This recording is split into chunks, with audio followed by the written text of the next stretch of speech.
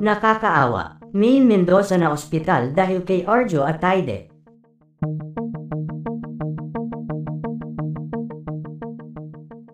Naging mainit ngang usapin ngayon ng mga netizens ang hiwalayan ng mag-asawang Maine Mendoza at Arjo Ataide, dahil na din sa kontrobersyal na dahilan ng kanilang tuluyang paghihiwalay. Mabilis din nang nag-trending ang hiwalayan ng mag-asawa ng dahil na din sa isiniwalat ng aktres na si Sue Ramirez sa publiko. Sa di umano ay anak nilang lalaki ni Arjo Ataide. Marami ang nagulat sa pag-amin na ito ni Sue Ramirez dahil bakit kung kailan umano masaya na at may sarili ng pamilya si Maine at Arjo ay tsaka niya tuluyang isinapubliko ang kanilang anak na tinutukoy niya. Sa pag-amin ng ito ni Sue Ramirez sa buong katotohanan, marami ang bumabatikos ngayon sa aktres dahil sinisira lang umano nito ang kanyang career sa showbiz. Galit na galit nga ang fans ni Maine Mendoza kay Sue Ramirez dahil sa ginawa nitong pagwasak sa pagsasama ni Maine at Arjo. Ayon kasi sa source ay totoo ang pumakalat ngayong chismis na patuloy pa din ang pakikipag-usap ni Sue Ramirez sa asawa ni Maine Mendoza. Matatandaan din na matagal na nagsama si Arjo at Sue bilang on and off-screen partner bago pa man tuluyang pumasok sa eksena si Maine Mendoza. Sa katunayan nga ay naging magka-live-in partner din daw noon si Sue at Arjo at hindi nga malabo na magkaroon sila ng anak nung mga panahong iyon. Buong akala nga noon ng fans ni Sue at Arjo ay sila na talaga ang magkakatuluyan sa huli, ngunit laking gulat nga ng madla ng tuluyan silang maghiwalay. At napabalita na lang na nililigawan na ni Arjo si Maine Mendoza na noon ay kasagsagan ng kasikatan ni Maine at Alden bilang Aldab Love Team.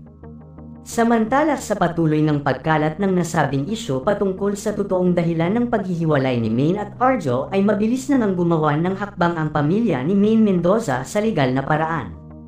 Kumilos na nga ang abogado ng pamilya ni Maine Mendoza para masampahan ng kaso si Arjo Ataide maging si Sue Ramirez. Samantala dahil nga sa kasong kinakaharap ngayon ni Sue Ramirez ay ayon sa source ay nagmamakaawa umano ito ngayon kay Maine para iulong ang kasong isinampa nito sa kanya.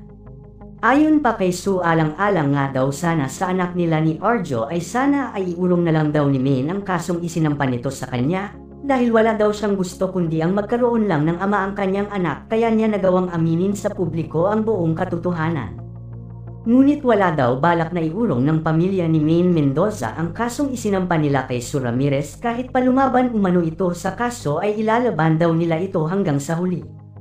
Samantala dahil nga sa sunod-sunod na problema na kinakaharap ngayon ni Maine Mendoza sa kanyang buhay ngayon ay sobra na nga daw naaapektuhan ang kalusugan at mental health ng aktres. Ayon kasi sa balita halos hindi daw lumalabas ng kwarto si Maine magmula nang maghiwalay sila ng asawang si Arjo Ataide. Mas gusto umano nito ang mapag-isa sa mga panahong ito. Nagmamakaawa na nga umano ang mga magulang ng aktres kay Maine na lumaban at tatagan ng kanyang kalooban dahil sarili lang umano nito ang makakatulong sa kanya. Samantala ngayong araw naman ay napabalita na hindi na umano kinaya pa ng katawan ni Maine ang lahat at isinugod nga umano ito sa ospital ng kanyang pamilya. Nakita nga daw na walang malay si Maine sa sahig ng kanyang kwarto at hinala ng pamilya nito ay baka may ginawang hindi maganda si Maine sa kanyang sarili kaya ito nangyari sa kanya. Agad na daw na itinakbo si Maine sa pinakamalapit na ospital at minomonitor na umano ng mga doktor ang kanyang kondisyon. Awang-awa nga ang mga netizens kay Maine dahil sa pinagdadaanan nito ngayon sa problema nito sa kanyang asawang si Arjo Ataide.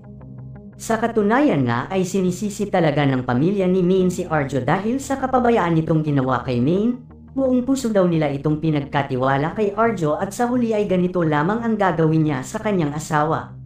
Samantala may lumabas namang balita na marahil ay dahil sa pagbubuntis daw ni Maine kaya ito nawala ng malay at dahil na din sa stress kaya naaapektuhan ngayon ang kanyang baby.